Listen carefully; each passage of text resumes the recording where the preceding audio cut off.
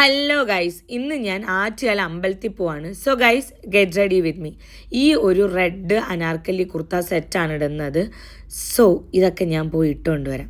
അതിനുശേഷം എൻ്റെ ഫേസിൽ ഞാൻ എന്ത് ചെറുതായിട്ടൊരു ബേസ് സംഭവം സെറ്റ് ചെയ്ത് കൊടുക്കാൻ വേണ്ടിയിട്ട് പോകണം. എനിക്ക് ജസ്റ്റ് ഒന്ന് ഫ്ലോലെസ് ഫിനിഷ് കിട്ടാൻ വേണ്ടിയിട്ട് ഈ ഒരു സ്വിസ് ബ്യൂട്ടിയുടെ select high on cover powder ഫൗണ്ടേഷനാണ് യൂസ് ചെയ്യുന്നത്. ഇതിൻ്റെ കൂടെ ഒരു സ്പഞ്ചുണ്ട്. അത് നിങ്ങൾ ആദ്യം ഫേസിൽ അപ്ലൈ ചെയ്യുമ്പോൾ നിങ്ങൾക്കൊരു ലൈറ്റ് പോലെ തോന്നും, പക്ഷെ കുറച്ച് കഴിയുമ്പോൾ അത് സ്കിന്നുമായിട്ട് ബ്ലെൻഡായിട്ട് ഓയിൽ കൺട്രോൾ ചെയ്ത് മാറ്റ് ഫിനിഷ് കിട്ടും. ആൻഡ് ഇത് പൗഡർ ഫിനിഷ് ആണെങ്കിലും നമുക്കൊരു ഫൗണ്ടേഷൻ ഫിനിഷാണ് തരുന്നത്. നമുക്ക് മീഡിയം ടു ഫുൾ കവറേജ് ആണ്, ഒരു നാച്ചുറൽ ലുക്കിംഗ് ബേസ് കിട്ടും, ഓയിൽ ഫ്രീ ആയിട്ടുള്ള വാട്ടർ പ്രൂഫ് ആണ്.